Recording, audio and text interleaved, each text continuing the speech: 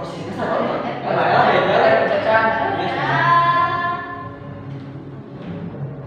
Tadi teman saya sempat menyinggung tentang dui fungsi ABRI. Apa sih dui fungsi ABRI itu? Di sini saya akan menjelaskan tentang materi dui fungsi ABRI. Dui fungsi ABRI merupakan gagasan pemerintah pada masa pemerintahan Orde Baru yang menyatakan bahwa Angkatan Bersenjata Republik Indonesia atau ABRI memiliki dua fungsi, yaitu sebagai kekuatan militer Indonesia dan juga sebagai pemegang kekuasaan dan pengatur negara. Kebijakan ini dilegalkan oleh Soeharto pada tahun 1982 melalui Undang-Undang Nomor 20 Tahun 1982. Penerapannya sangat berpengaruh terhadap kondisi sosial dan politik Indonesia pada masa itu. Namun, pada penerapannya, dui fungsi ABRI mengalami penyimpangan oleh Soeharto dan beberapa oknum militer. Keterlibatan militer dalam kehidupan sosial politik yang semakin mendalam mengakibatkan militer berubah menjadi alat kekuasaan rezim untuk melakukan pembenaran atas kebijakan pemerintah.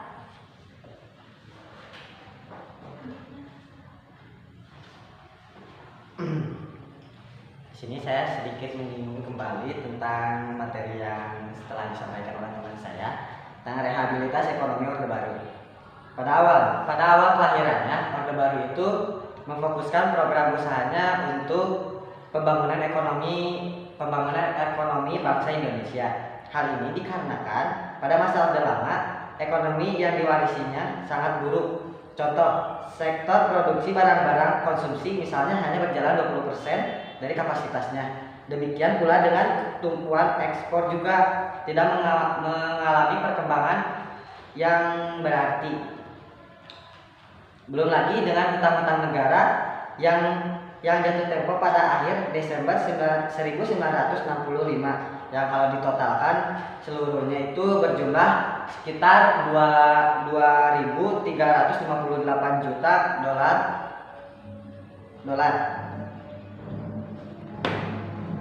Nah, sebab itu pemerintah untuk menanggulangi hutang-hutang yang sudah ada, pemerintah Orde Baru melakukan beragam usaha, salah satunya itu melakukan diplomasi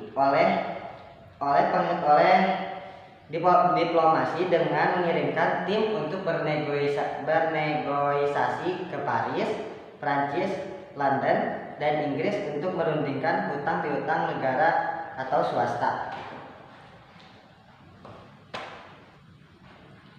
Pelaksanaan program rehabilitas ekonomi pada Orde Baru itu dilaksanakan berlandaskan TAP MPRS No 23 tahun 1966 yang isinya tentang pembaruan kebijakan landasan ekonomi, keuangan, dan pembangunan.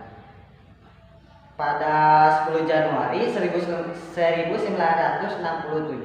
pemerintah Orde Baru memberlakukan UU No 1 tahun 1967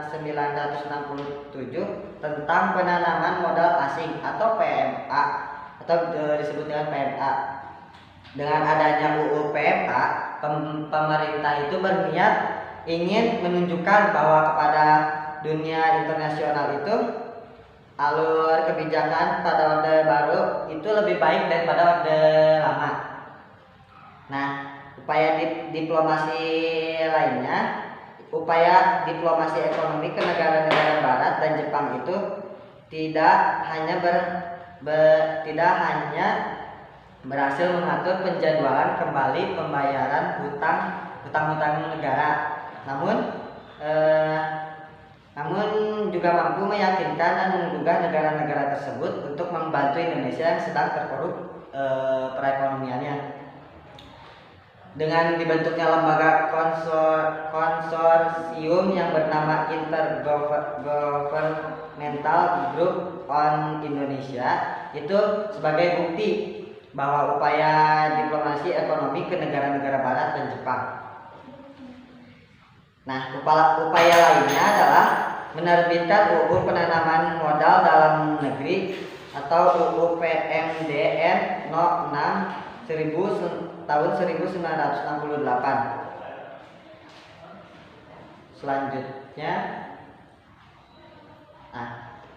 dengan adanya kebijakan-kebijakan yang diambil pemerintah pada awal Orde Baru, dari situ mulai itu menunjukkan hasil positif. Hiperinflasi mulai dapat dikendalikan dari sekitar 650% menjadi 120% pada tahun 1967 dan 80% pada tahun 1968, sehingga pada tahun itu diputuskan pada tahun bahwa rencana pembangunan 5 tahun pertama akan dimulai pada tahun berikutnya 1969. Setelah itu pada tahun-tahun berikutnya inflasi terus menurun menjadi 25% pada tahun 1969, 12% pada tahun 1970 dan 10% bahkan sampai 8,88% pada tahun 1971. Sekian. Saya akan membahas masalah kebijakan pembangunan Orde Baru. Nah, seperti yang tadi ada yang menyebutkan teman saya bahwa Indonesia itu pernah diberikan julukan sebagai macan Asia atau calon macan Asia yang baru. Mengapa itu bisa terjadi? Ya, karena itu salah satunya karena keberhasilan pembangunan pada Orde Baru. Pembangunan pada Orde Baru itu apa sih? Kebijakan pembangunan pada Orde Baru itu yaitu sebuah kebijakan di mana pada masa itu mencoba untuk pemerataan dalam 8 jalur ekonomi Indonesia. Apa aja? Yaitu pemerataan kebutuhan pokok baik sandang, pangan maupun papan, pemerataan pembagian pendapatan, pemerataan kesempatan kerja, pemerataan memperoleh kesehatan, pemerataan dan berpartisipasi dalam suatu pembangunan, pemerataan berkesempatan untuk berpendapat, pemerataan memperoleh pendidikan, pemerataan untuk kesempatan berusaha. Nah, cara pemerintah saat Orde Baru melaksanakannya adalah yang pertama, program jangka pendek. Presiden Soeharto pada awal pemerintahnya dihadapkan pada masa yang cukup sulit di bidang ekonomi. Berbagai permasalahan terjadi seperti inflasi yang mencapai 650% akibat melonjaknya harga-harga kebutuhan pada saat itu. Selain itu, alat-alat produksi mengalami kerusakan, terutama di sektor pertanian. Permasalahan tersebut berakibat pada kurangnya tingkat kesejahteraan masyarakat di Indonesia. Rehabilitas dan stabilitas ekonomi menjadi kebijakan awal pemerintahan Orde Baru dalam pemulihan kondisinya tersebut. Rehabilitas maksudnya perbaikan fisik terhadap prasarana dan sarana alat produksi. Dan stabilitas ini mengendalikan inflasi supaya harga tidak melonjak terus-menerus. Program stabilitas dan rehabilitas ekonomi yang dilakukan pemerintah Orde Baru menumbuhkan hasil yang cukup baik pada saat itu, yaitu tingkat inflasi kembali ke semula yang mencapai mengembalikan 650% tingkat inflasi yang terjadi pada saat itu, berhasil ditekan menjadi 120 pada tahun 1969. Kerusakan sarana prasarana mulai diperbaiki dan diremajakan kembali. Pemerintahan Orde Baru siap melaksanakan program jangka panjangnya khususnya di bidang pertanian. Lalu yang kedua, program jangka panjang. Pada 1 April 1969, pemerintah menciptakan landasan untuk pembangunan yang disebut sebagai Rencana Pembangunan 5 Tahun atau REPLITA. REPLITA 1 1969 tersebut fokus pada rehabilitas prasarana penting dan pengembangan iklim usaha dan investasi.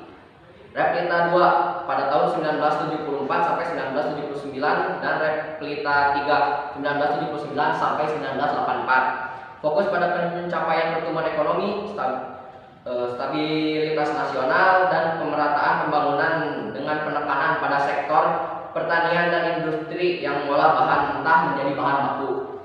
Fokus REPLITA 4 pada tahun 1984 sampai 1989 dan REPLITA 5 1989 sampai 1994. Selain berusaha mempertahankan kemajuan di sektor pertanian, juga mulai bergerak menitik beratkan pada sektor industri, khususnya industri yang menyerap tenaga kerja kerja, industri pengolahan hasil pertanian, dan industri yang dapat menghasilkan mesin-mesin industri. Saya di sini akan membahas tentang integrasi Timur-Timur. Integrasi Timur-Timur ke dalam Indonesia tidak terlepas dari situasi politik internasional saat itu, yaitu perang dingin antara dua kubu, yaitu blok Barat Amerika Serikat dan blok Timur Uni Soviet. Pada saat yang sama, wilayah Timur-Timur mengalami krisis politik yang disebabkan oleh kebebasan yang diberikan oleh Jenderal Antonio dari pemerintah Portugis. Ia melakukan perubahan dan berusaha mengembalikan hak-hak sipil termasuk hak demokrasi masyarakat, atau bisa disebut juga dengan peristiwa Indir. Di Timur-Timur muncul 3 partai politik besar yang memanfaatkan kebebasan yang diberikan oleh pemerintah Portugal. Yang pertama ada UDT atau Partai União Democrática Timorense. Yang ketiga ada Fretilin, yaitu Frente Revolucionaria de Timor-Leste Independente. Yang ketiga ada APODETI, Asociação Popular Democrática de Timor.